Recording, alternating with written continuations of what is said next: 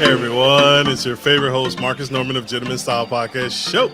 And today we have the founder and CEO of Legacy Wealth Builder Academy. And he is passionate educator on responsible options investing. This is a conversation that I've been looking to have for a really long time. And it's very few far in between that we are able to find experts, true experts in options trading and options investing. As a coach, a professor, he specializes in helping busy professionals, self-employed individuals, and high achievers build wealth and generate income responsibly through options investing for years to come. And so I couldn't have waited. This impactful man coming to the Gentleman Style Podcast stage today to help us do better financially. So help me welcome to the stage the incredible Mr. Hi, Marcus. How are you? How are you, sir? Mr. Habib, I'm good. I'm good. Excited to be here. excited to have you here, sir. This is unique. You are doing something very special, very powerful. And so I have been looking for an options investor for a really long time. And you, my friend, are here. I'm so glad I found you. So thank you for spending time with us. I want to start with a curveball, right? You have an incredible mind and you could do anything you want. How did you find yourself getting into options investing? Okay, it starts with like my story. I'm originally from Egypt, and then I came to Canada about 30 years ago. And all of my life, I've been a good boy, good student, good worker. They told me you have to get good education. I'm an engineer. I got a master's degree. I'm working really hard in my lot of my positions at work. My salary is good, and I'm have nothing much to show for it. I'm always struggling with money in terms of I can't go to trips, I can't do everything I want. So from a very early age, I graduated 20 years old. I knew that the job is not a place where you will become wealthy. So I have to do something different. And I learned that there are three ways other than a job. I read this book, Cash Flow Quadrant, very important book for anybody to read. Told me that there are four different ways to make money. Being an employee, which we always start with that. But the main three ways are stocks, real estate, and owning a business. So I started by figuring out how to do real estate, and then I stumbled on stocks. I had a very big conviction that anybody who invests in stocks is just a gambler, because I've seen so many people losing money around me. And then I learned, I became very good at it. People started asking me to coach. And then this is how the idea came in terms of going into options and stocks. That's absolutely fair. And so it's a unique industry. And you and I are of the same mindset. It seems like gambling. And for the uninitiated and for first timers, it can seem like you're taking a risk. And so it's hard, right? It's hard to figure out. No one has a crystal ball. No one knows the future. And so stocks initially looks like gambling, and it looks like a waste.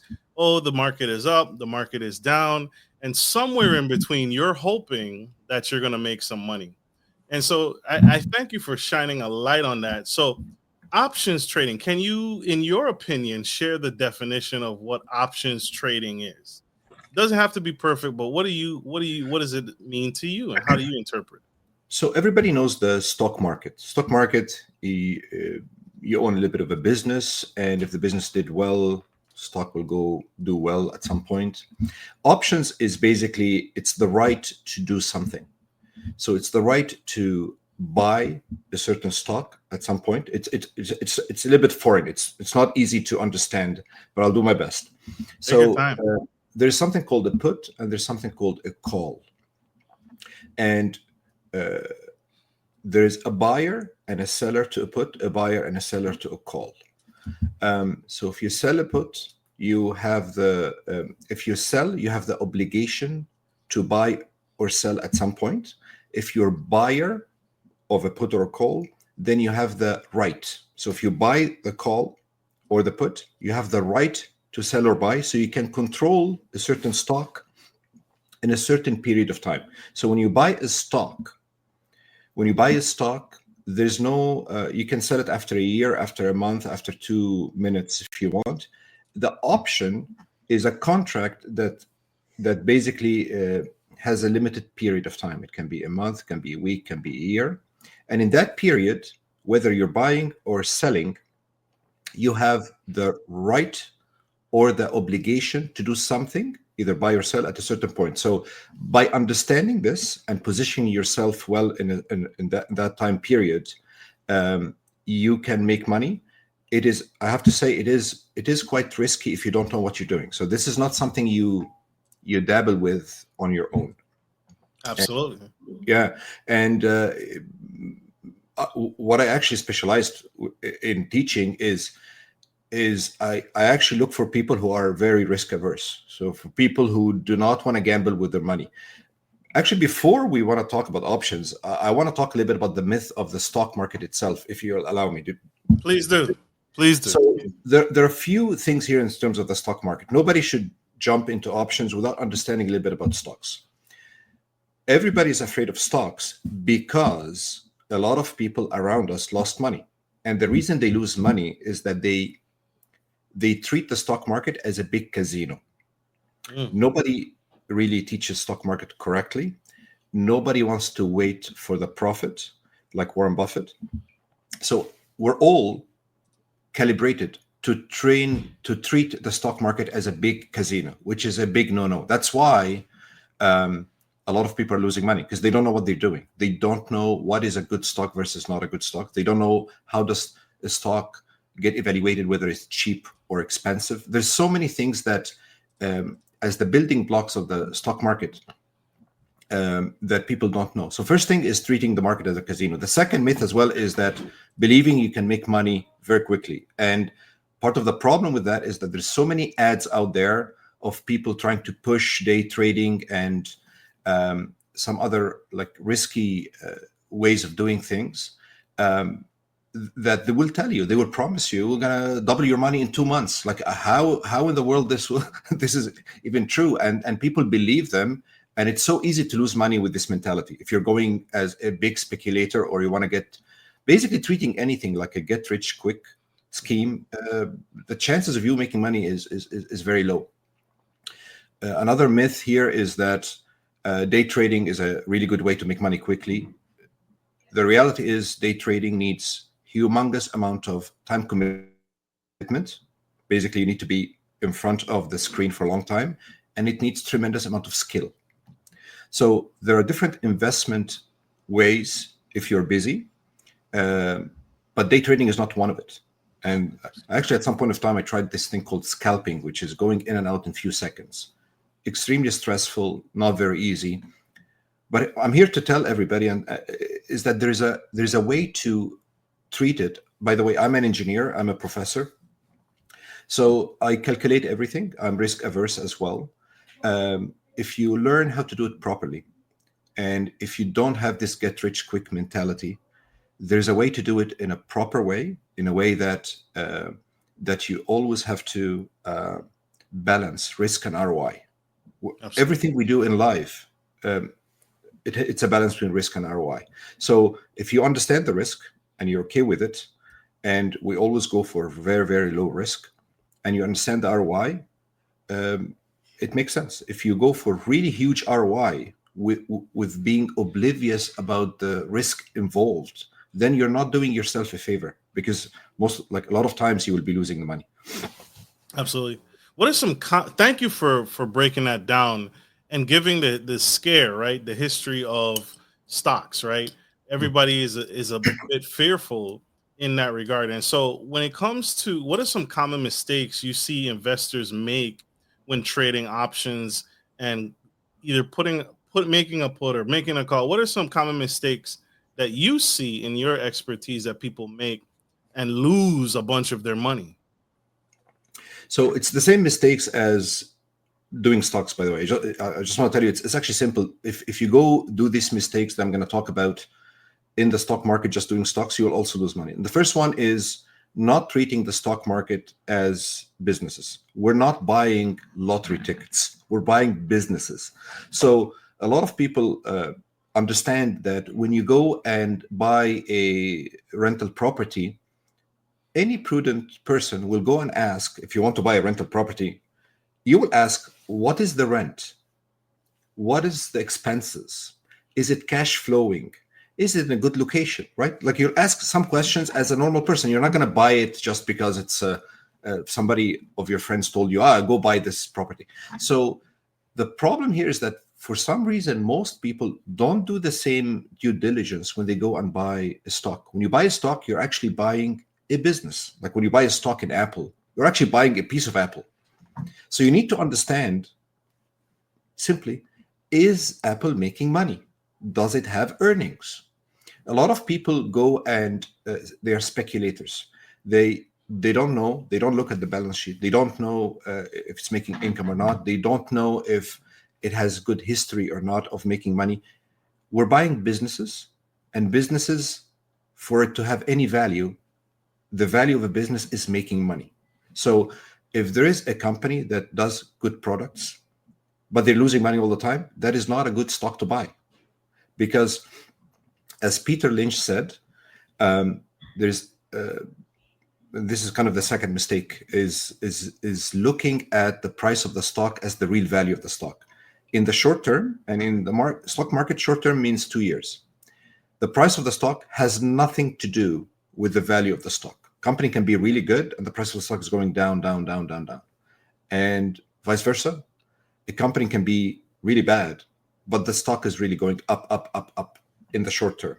So there's absolutely, as Peter Lynch said, there's absolutely no correlation between the price of the stock and the value of the company in the short term. However, this is very important, the next statement that Peter said.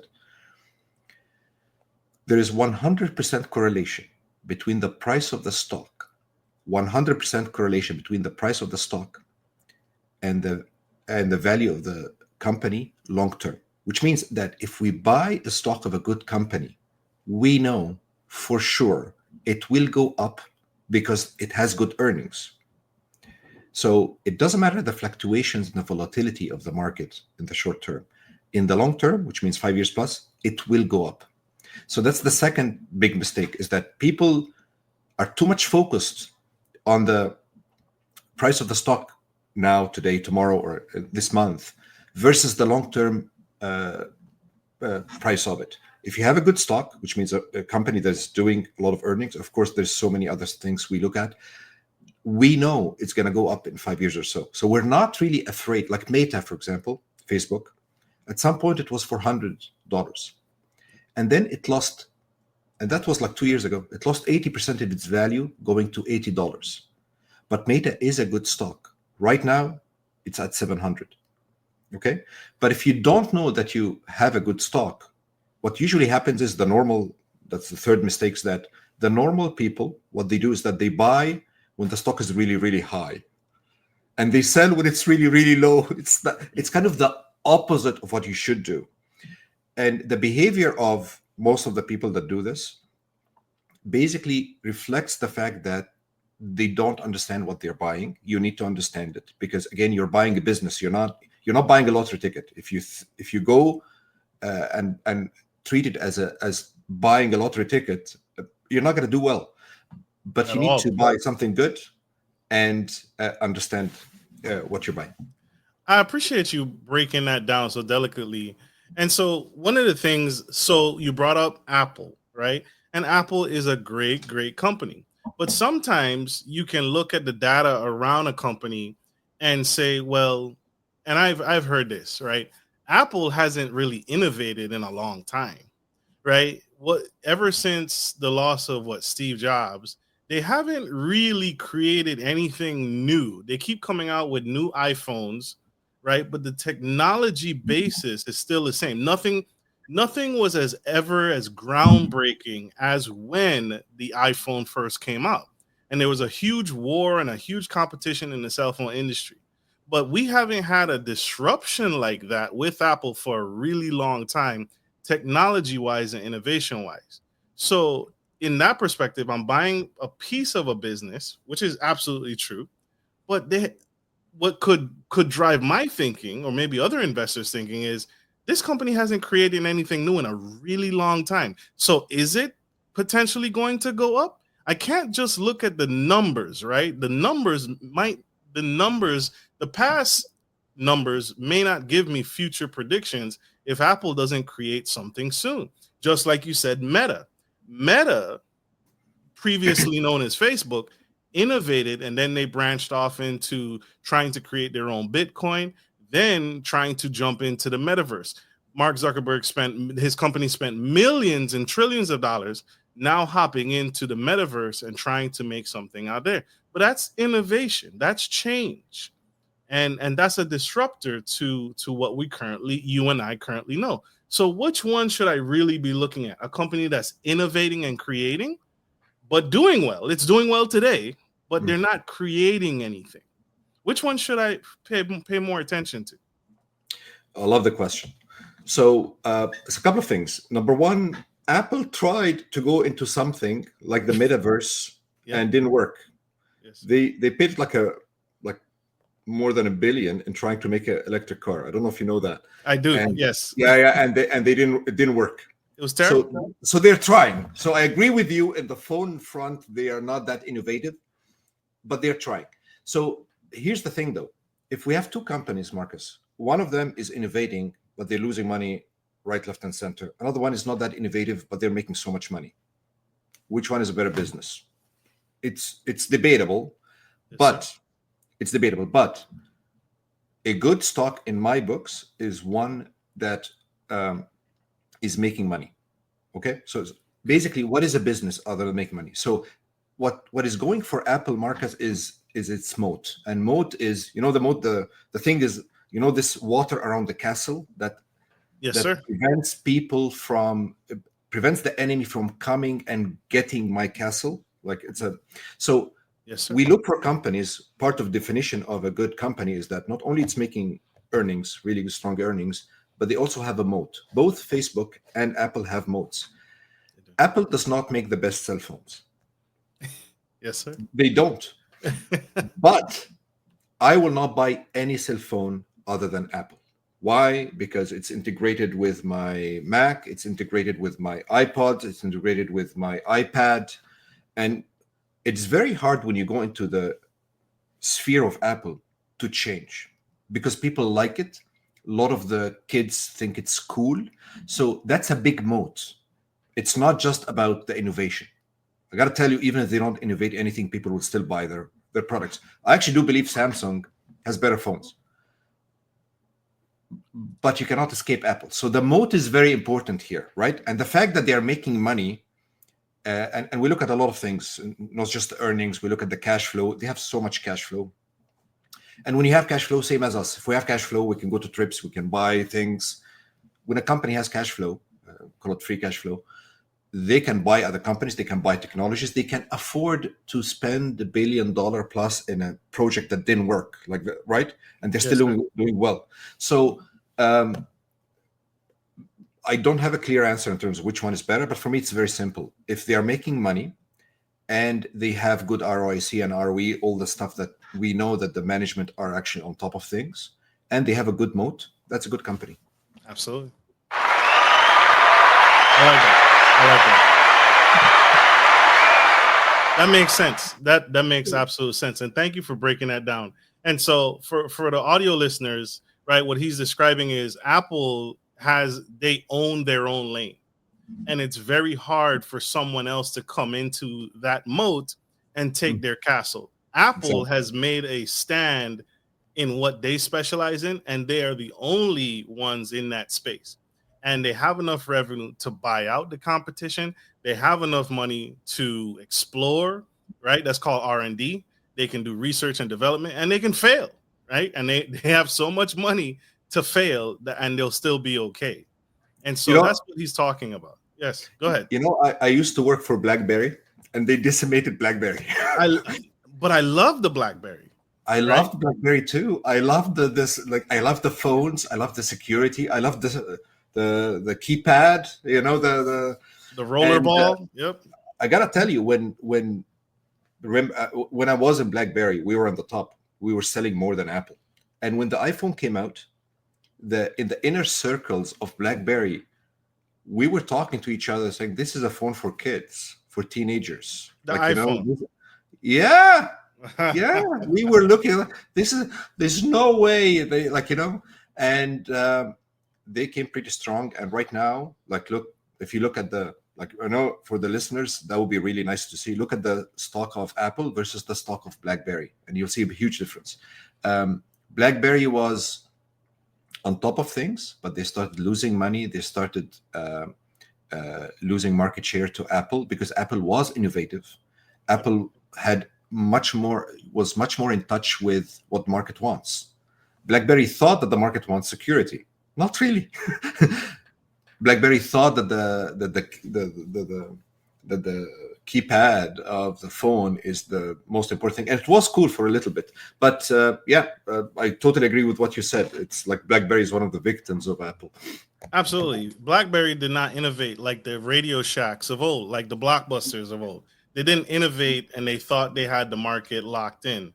And I think around the same time, Radio Shack went out of business, and so did BlackBerry. But BlackBerry still holds a driving force because of their security on their phones. And so BlackBerry still continues to dominate in that moat because they have very high security protocols and management skills. And so they get advice. I found out like some cars that have the touchscreen have that BlackBerry security technology built in them. So they've found another avenue to be successful in.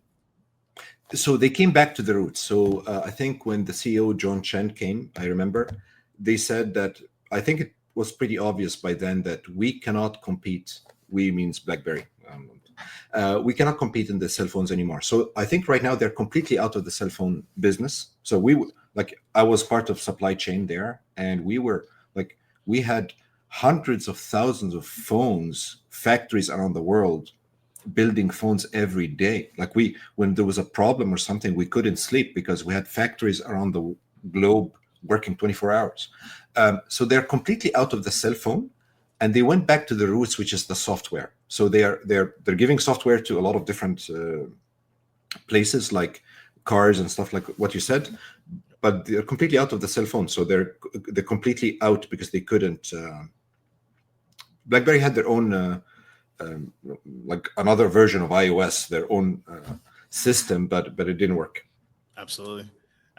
This is incredible. I love these conversations. You did get from an insider. I used to work there, just like luck. It was. I imagine that must have been Candyland for you. That must have been extremely, to just see the advances and see the future literally evolve, and you are a part of it. And so that is absolutely powerful. It was painful though, because you're working for a company, you're fighting for it, and you're seeing it going down, down, down. Of course, it's never fun when people are getting restructured all around you, right? So it's like when I was at BlackBerry, I think when I went in, there was like 20,000 people working for it. When I got restructured, there was 2,000 people left. Wow. So it's a huge. Most of my life, I'm working in companies that I started working in Celestica, which is a manufacturing company too. And again, there was so much pushing for manufacturing to go overseas in low-cost geographies. Okay. Same story again. The company was not doing bad. It's just that they were moving manufacturing. So it's pretty hard to witness the restructuring. So the first one or two restructurings usually they go for poor performance, but everybody else, like 90% of the people who leave, it's really painful. Because they're good people. It's just that there's no work. Anyway, side note. No, you're absolutely right. It's what I tell people now, right? As we move forward, options trading, technology, Bitcoin, Dogecoin, all of the things, we have to innovate, right? And so when you see the job restructuring or the company restructuring, right? I think Amazon had a big scare when they started to introduce the automation and the robotics into their factories. A lot of people got scared and got nervous. It was like, oh, they're doing away with my position. No, we have to evolve. We have to change. We have to do our research. We have to do our data. And now my role needs to shift into more, okay, they're adding automation, right? Just like options trading, there's tools that I have available to me to allow me, which is a call or a put, to allow me to trade and buy or sell when certain criteria is met. So it's a tool, and we need to innovate and we need to learn. And that's why people need to connect with you so they can continue to innovate and learn with you and grow as the technology grows. So I really enjoy conversations like this, Mr. Habib. You guys don't go anywhere. We have a quick commercial break. Stay tuned, stay with us. We'll be right back. If you're looking for a reliable professional trucking and logistics service, you've come to the right place. Musa Trucking is a veteran-owned and operated premier transportation provider that can help with all of your trucking and logistics needs. Musa is revolutionizing the trucking industry through strategic partnerships, the development of core personnel, and the use of cutting-edge technology. Our inventory system ensures that cargo ends up divided into the right trucks and reaching the correct destination. Our drivers are dedicated to transporting goods efficiently and safely. Contact us today to get started by visiting the website on the screen or by calling 757-756-5246. Hey guys, this is your boy Marcus Norman of Gentleman Style Podcast Show, and we are here in Patrick Henry Mall, Newport News, Virginia. We're actually here for something unique just inside. Something new, brand new that we want to explore together. You guys ready? All right, here we go. Hey, boss. Heard you were an athlete, man. See you at the mall every day. We are at Patrick Henry Mall, living up, and we are talking about CBD. But first off, the normal thing that we all deal with is joint pain, back pain, suffer from everything. Neck pain too. Neck pain? You got some neck pain? All the time, man. I'm getting up in age, you know what I'm saying? We're not young no more. I'm with you. I'm totally with you. Bruh, CBD helps with that exact same thing. Neck pain, back pain, joint pain, all the pains, everywhere pain, right? And so that's what CBD does. That's what we're here to help you and me do. Thank you, brother. I appreciate you. Thank you for your time. Absolutely. All right. CBD is one of the most powerful cannabinoids because all it's focused on is the health and wellness. We're talking helping people with anxiety, depression, insomnia, sleep deprivation, all provided. CBD works with the natural mechanics of your body without the crazy side effects of Western medicine. So these products are here to actually align your body and get it back right so we can actually have a better quality of life. And that's what CBD does.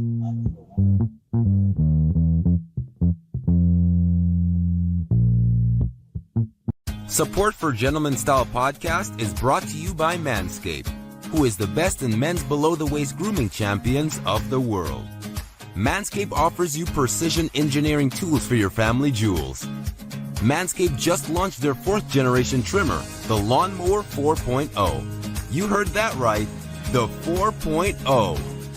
Join over 2 million men worldwide who trust Manscaped with this exclusive offer for you. 20% off free worldwide shipping with the code GENTSTYLE at manscaped.com.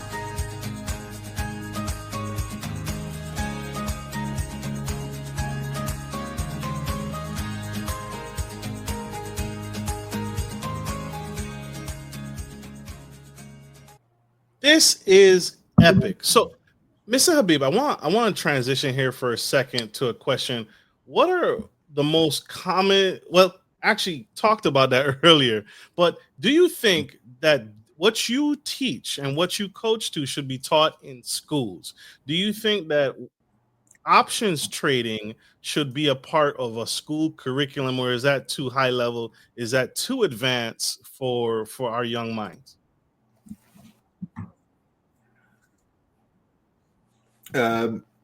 No, I don't think it's that complicated. I would love if schools taught people about money. We don't. They don't teach about money. They need to teach about money. They need to teach that there are 4 different ways. The thing that we learned from Robert Kiyosaki, that there's an employee, there's self-employed, there's business owner, there's an investor. What is investment? What is the stock market? How to do it properly? The real estate, there are different ways to do real estate in terms of buy and hold or flipping or hold. Like, there's so many different ways on how to be an investor. But here's the thing, though. The educational system everywhere in the world is not there to educate you on how to make money. They just want you to be an employee, a good employee, which that's what they did with me. I was a good employee, and there's nothing wrong to be a good, nothing wrong in being a good employee. It's just that you need to understand that there's different ways of making money, and you cannot just be an employee. You have to be an employee and try to do something on the side. You have to be an employee and try to invest in the stock market or in options or in real estate. Most of the people, if you look at their net worth, most of the net worth is in their personal house. It's not because they saved a lot of money from their job. So I would love if schools and institutions starting teaching people about how to make money, but again, that will be in direct conflict with their agenda, with their objective. Right, like, which is really weird. I don't understand it. Like, I've seen some schools right now, they do it as an extracurricular activity, just like, you know what, there's an investment club or entrepreneurship club, come join the club. But I have no idea if they're teaching us calculus and stuff. That it's good, but like most engineers, like, they don't do calculus every day. But why can't they teach us about a mortgage and interest rates and inflation and quantitative easing? Like, why don't we have to learn this outside of school? It's really weird, but it is what it is. So yes, sir. Being responsible people, we have to understand that nobody will teach us this unless we go and figure it out ourselves. Absolutely. So I'm inviting everybody here I talk to a lot of people in what I do here, and everybody's hurting, Marcus.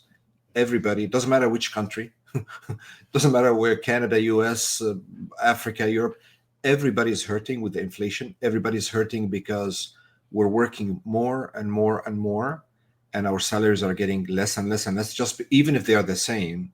Just because of the inflation, the buying power of our dollar or any currency we take is less and less and less. So it's up to us to do this extracurricular. For years and years, this is what I did. I used to go to 9 to 5, and they have never been 9 to 5. There's always work after 5. But I do that. But I understood that I have to, and I had to invest a lot of money in myself because, again, if your father or mother doesn't know how to do real estate investing, you have to figure it out on your own. Like, right? It's so much easier if your parents gave you the scoop of things, The answers. But if you don't know, you have to go figure it out. It's a little bit more risk to try to figure it out by yourself.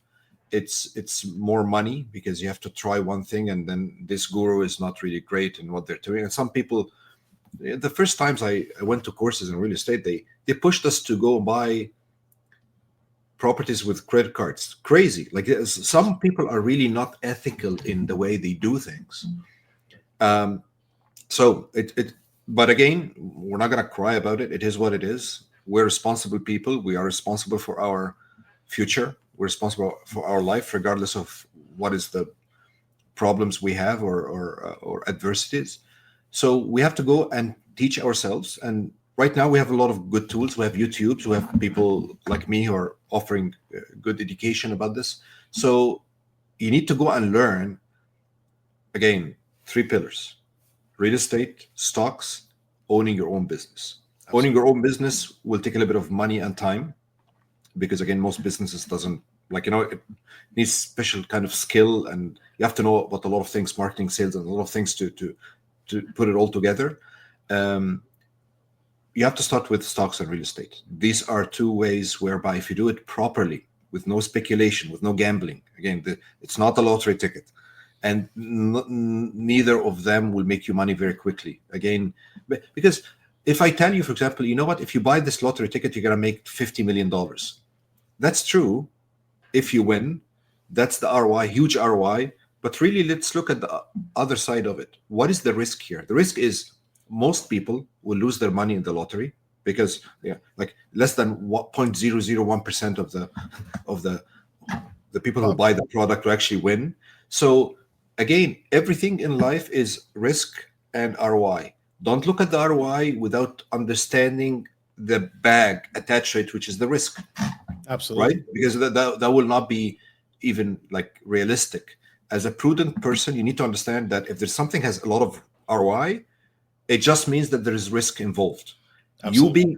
You being oblivious about the risk doesn't absolve you from the fact that it's not really something responsible to go with something that is really high ROI, high risk. So what I do, my philosophy is, I don't care about the high ROI that much. Everything I go, I'm doing very well. I go in ROI that is high, but understand that the market gives about 11% compounded. Warren Buffett, with his billions, his average is about 20%. The legendary Peter Lynch was about 29% a year. So if you're making something like 24%, that's really good. Some people telling me, Fadi, this is so low for me. Okay, good luck. Like, you are not good. You're not clear that 24%. Like like some people telling me, this is serious. I talk to people, Fadi, I need to double my money in a year. Okay, I want you to. I try to tell them as much as possible, but they don't want to hear. I want you to understand that in the quest of doubling your money every year, nobody does it. If Warren Buffett doesn't know how to do it, then why would you think that you will be able to do it? So again, if I take my car and drive it, there is risk involved. That's why there is risk mitigation. For me, learning how to make money is like, I put it as one unit in my growth formula. That's my system. Risk mitigation is 3 times more important than how to make money.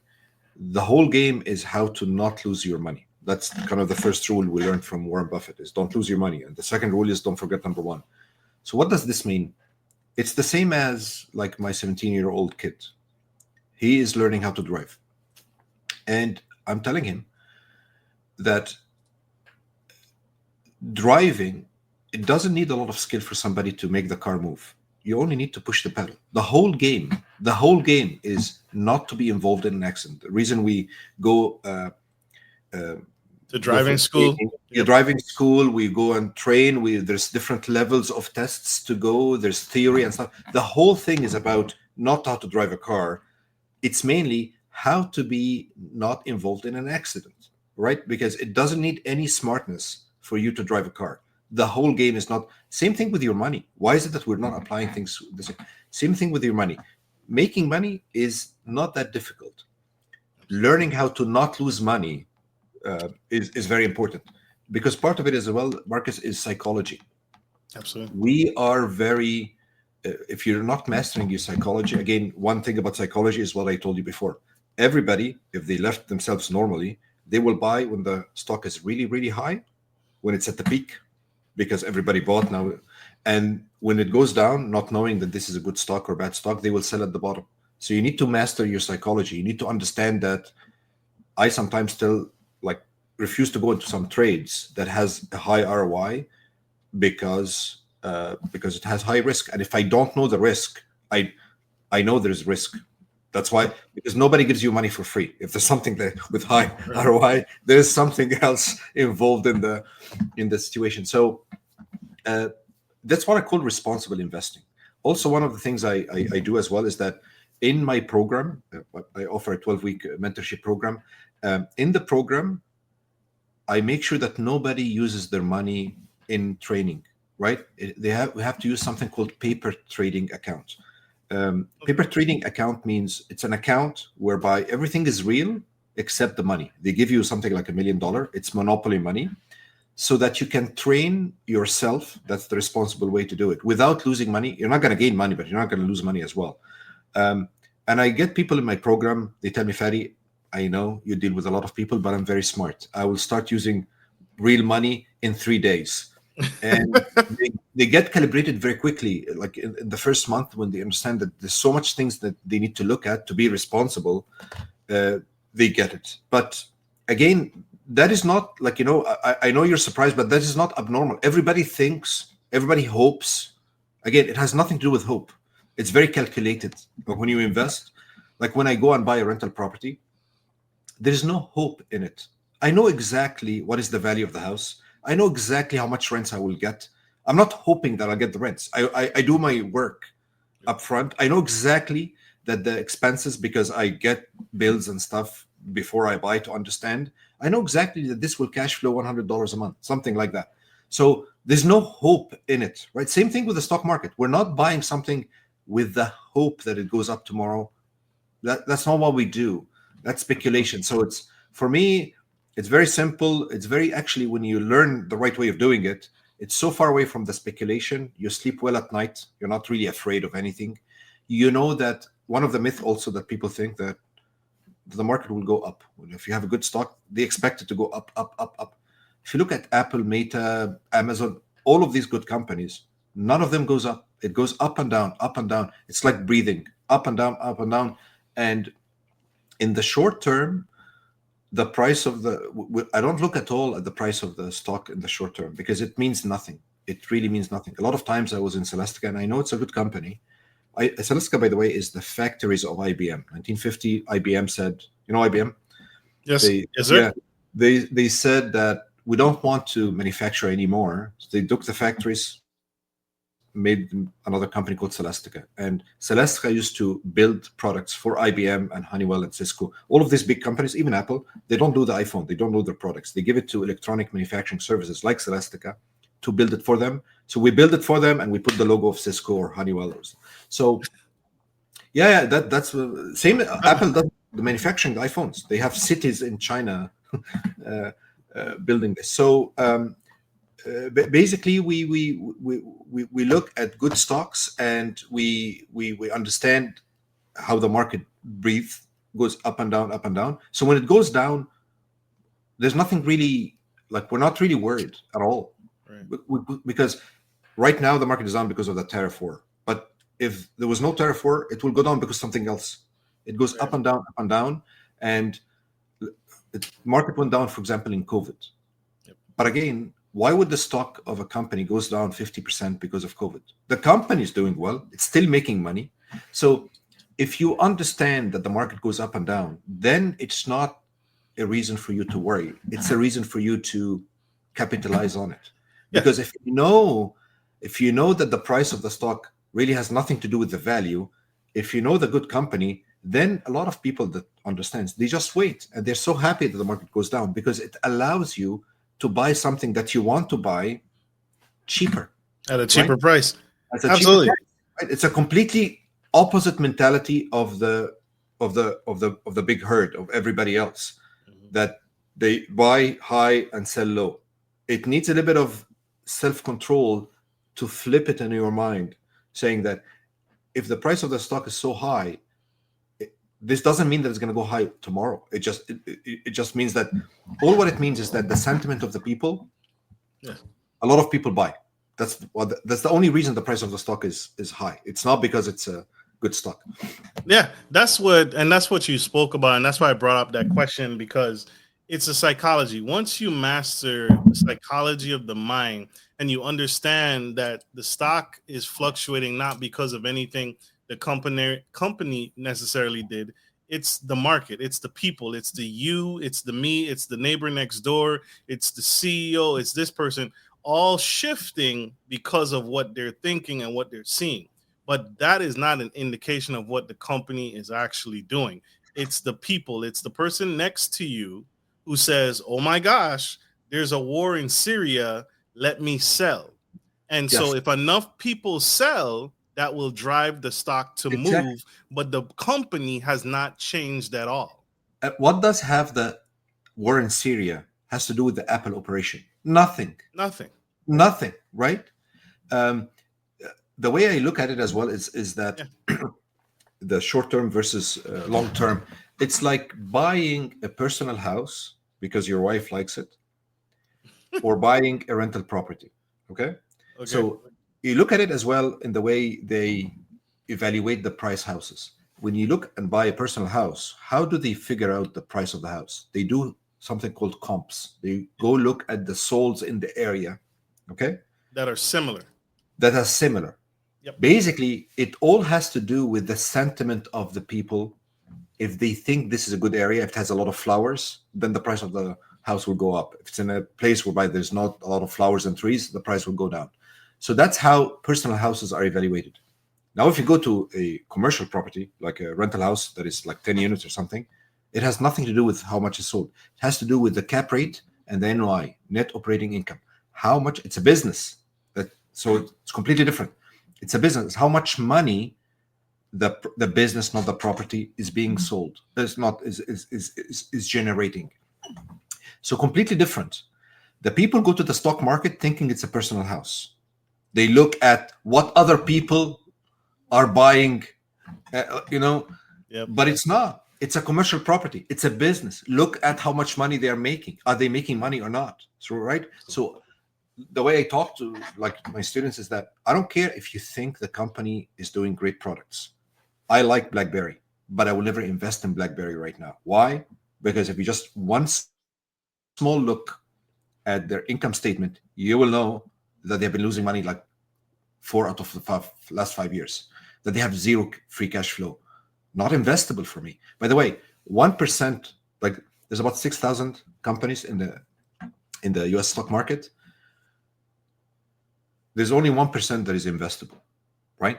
Mm-hmm. So if you there's some actually screeners you can use, very easy screeners, free screeners, whereby it can reduce the 6,000 to like the top 100 in terms of if they're making money or not, they have free cash flow or not, they have good ROIC or not. So it's actually not that difficult to figure out what is the 1%. And then you focus on the 1% that, like Warren Buffett tells us that you only need like 10 or 15 of these stocks to be very, very rich. Like it's not, by the way, when you learn it, it's actually very simple. Right. It's very simple. There's so much confusion out there. Absolutely. This is powerful and this is epic. I wanted to ask your thoughts because now we are in the age of artificial intelligence and algorithms. And so do you teach your students, or is there any possibility that you add artificial intelligence to how you do a buy or a call or a put? Have you integrated any artificial intelligence AI to your teaching? So the integration here is, number one, we need to understand that the market goes into revolutionary cycles. So one cycle was the internet, right? Yes, sir. Another cycle was the mobile, right? It's so huge of a revolution that right now our cell phones is more powerful than the computers 20, 30 years ago. When I went to university, I didn't have an email.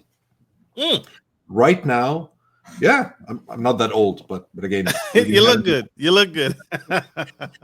Right now, we're at the start of the AI revolution, yes. Which means like a lot of people made a lot of money in Apple. Apple went up like something like 1,000% or more because there was a revolution that helped the mobile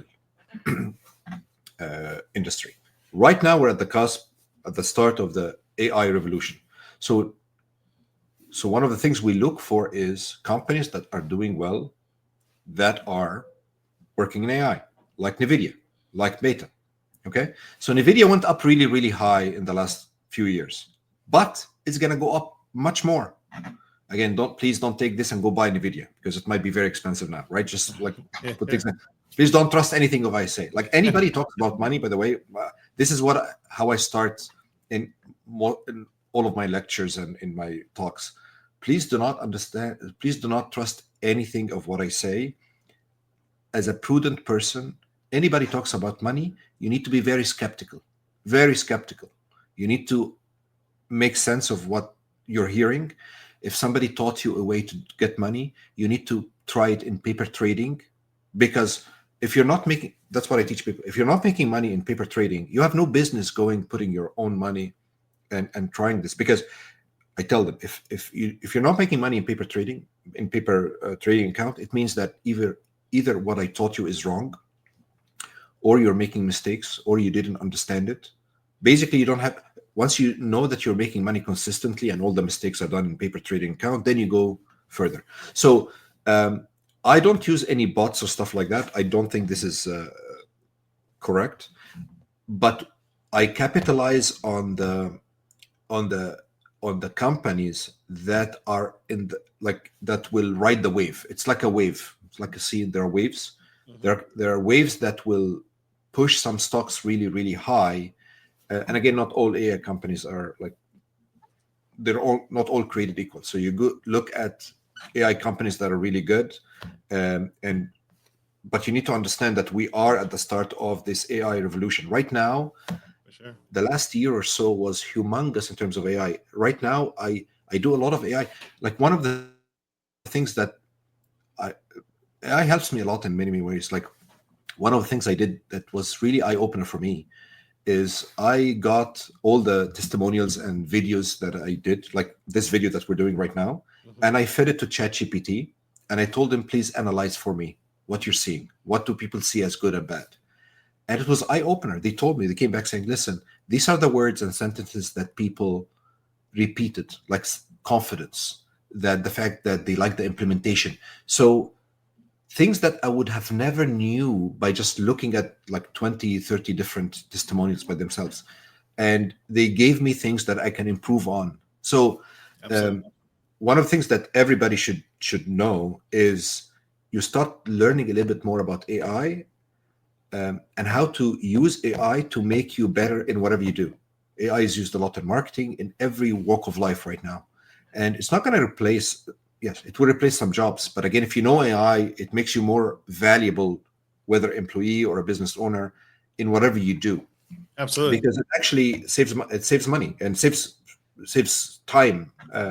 That's what I meant. It saves time and money, of course, makes you much more efficient and shows you stuff that you will never have done by yourself with our limited brains. Absolutely. I wanted to touch on something that you mentioned in the beginning of this podcast episode, where you mentioned that you could really spend a lot of time researching different corporations, even though there's systems and there's screeners that can minimize it just down to the 1%, right? Yeah. So even 1% of 6,000 is still a couple hundred, right? Right. And so you can get bogged down in research after research after research. And so how is that any different from a 9 to 5?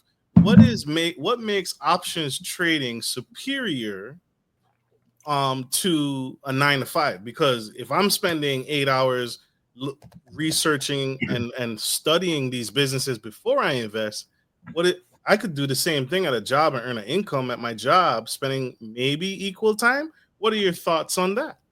Okay, so a couple of things. Number one, it's never a full-time job to research stocks. That's not what we do. So I can give you a free screener. Maybe you can put it to your audience. But basically, the starting point here is that there are screeners whereby you can search for certain parameters in the different companies. Like, for example, if you put to the screener that I need the earnings to be at a certain limit, like if you just put I want the profit to be more than zero, half of the companies, a big portion of the companies will be thrown away. The 6,000 becomes 3,000. And then if you tell them I want free cash flow more than a certain amount, half of that is out. So now you have 1,500 versus 6,000. So, and there's so many parameters you can choose from. If I want ROIC, for example, return on invested capital, more than 15%, a big portion of that will go out. So you can stop whenever you want. You can end up at 100. You can end up at 10 if you want. So it's not that it's a full-time job to search companies. So that's not what we do. Okay. And but it's a starting point. You can get 20 companies, for example, and then each one of these companies, again, doesn't take a lot of time when you know what you're looking for. You go look at the income statement, balance sheet, and free cash flow, and again, you can easily understand what are these. It's actually very important that you understand these and understand where to look. But the idea is very simple. You want the company to make money, and you want them to be using the resources efficiently because it shows that they have good management. And you don't want to see that they have a lot of debt because that's also a risk. So it's not a full-time job. The other thing as well is this. Options is a place whereby you can do it for like 15 minutes a day, the way I teach it.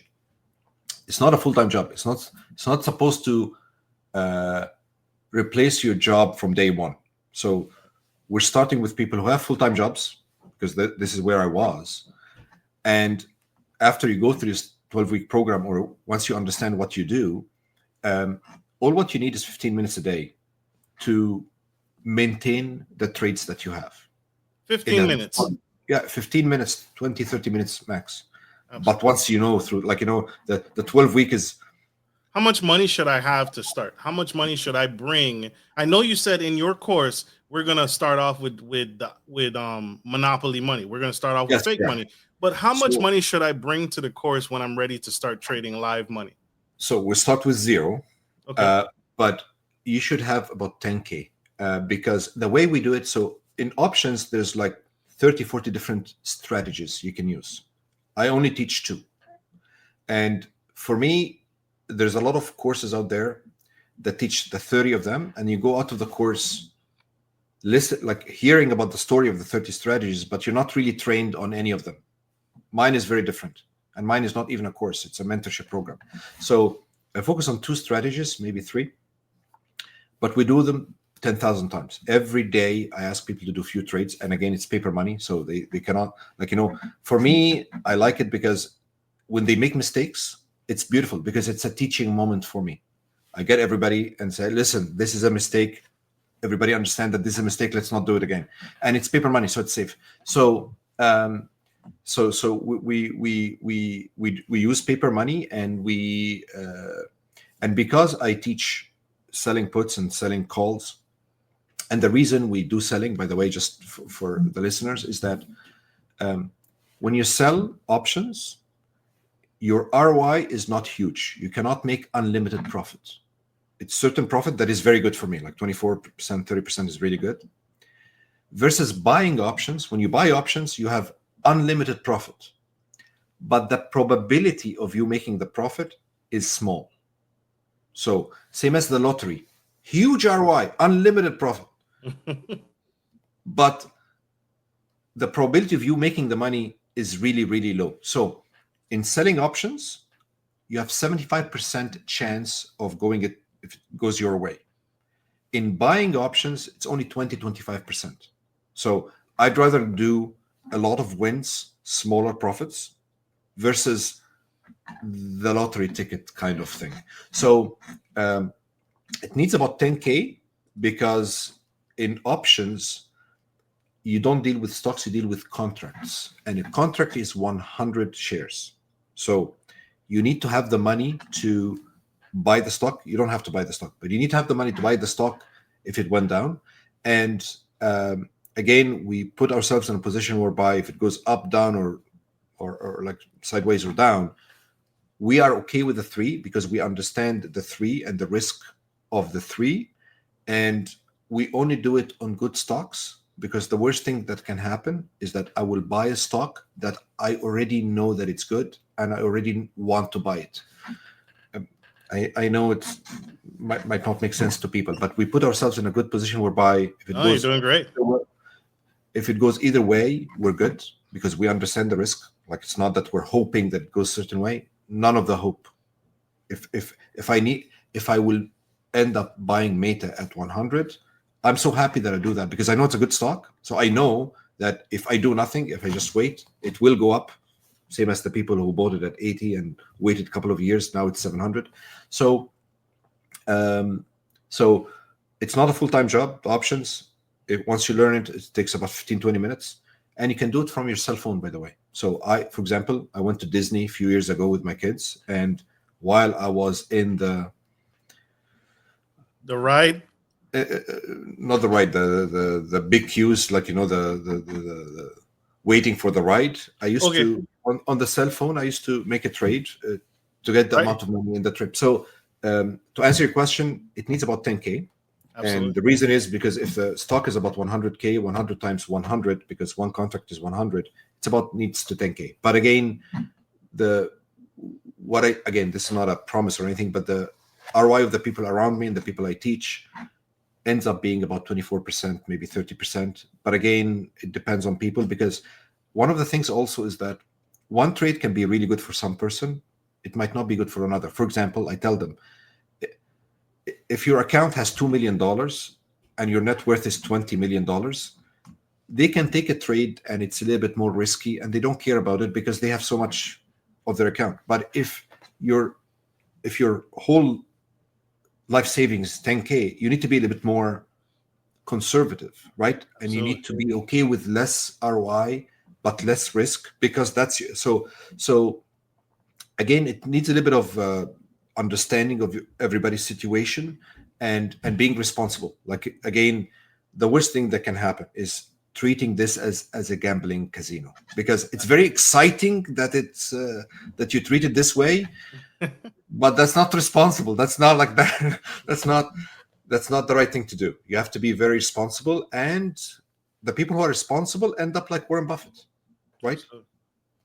Absolutely. Can I get into, can one of the students, once we start buying the contract, how soon can someone start making money? And I'm not trying to tote the bandwagon of a get rich quick, right? Because we're still playing the long game, right? Yeah. This takes time, but how soon could someone make money with trading options? So I'll just start with the simple selling puts. So selling puts is like selling insurance. Like I for example, I've been paying for I don't know 30 years insurance for my car. Who's making the money? The insurance company. They're making a lot of money, right?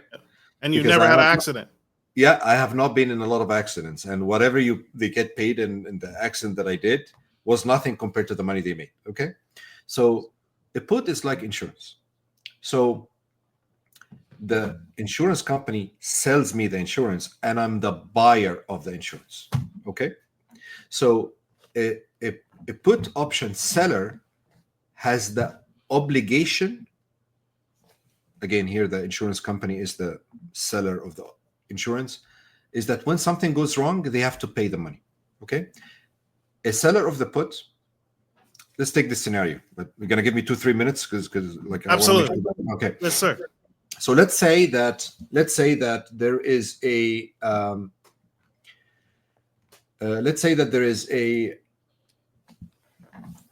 stock that we know is a good stock. Let's say XYZ is a good stock.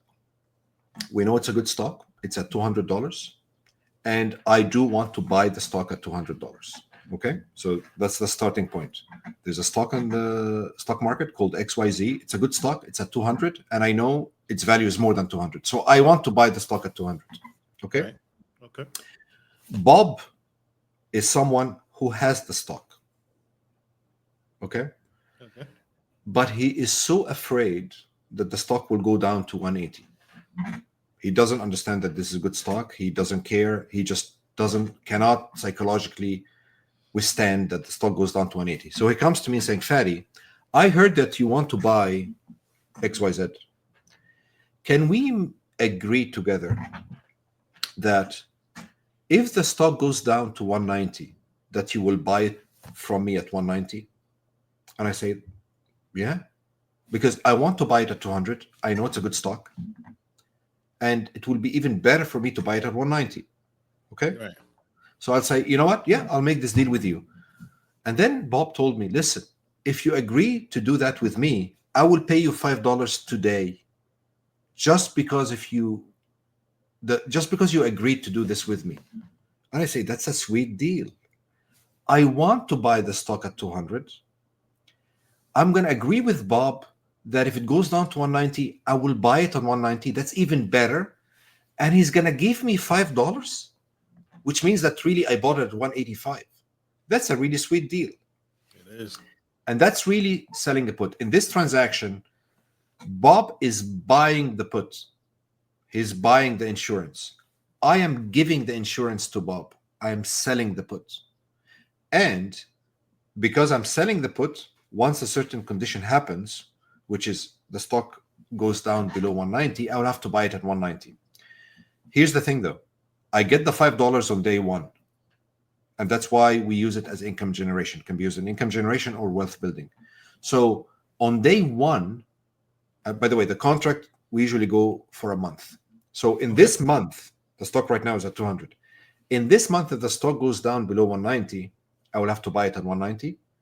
If the stock did not go to 190, stays at 200, then we call it the option expires worthless, I made the money, the $5, and I go and sell another insurance to another person. And if the stock price goes up, so basically if it goes up, stay sideways, or go down a little bit, like went to 195 or 191, in all of these scenarios, I made the money, and then I am not required to buy the stock. The worst case scenario here is that if it goes down below 190 and I have to buy the stock, I'm happy because I was happy buying it at 200. I'm going to buy it at 190. I already made $5 anyway, so my break-even point is 185, even lower than 190. And that's it. I'm going to wait a little bit, and we do something called covered call. So I don't want to confuse people. But bottom line is, when can I get paid? From day one.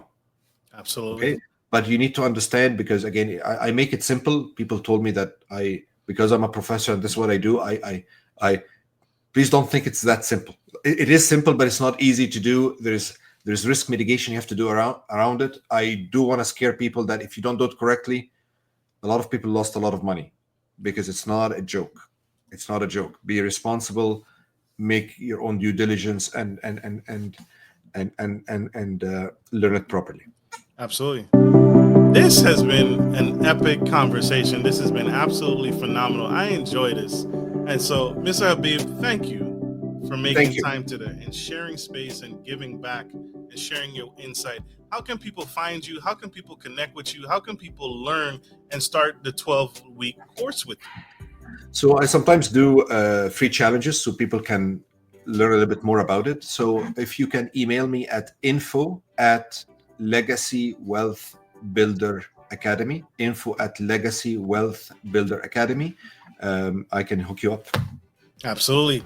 Connect, y'all. This is absolutely amazing. And so this is how you build legacy wealth, y'all.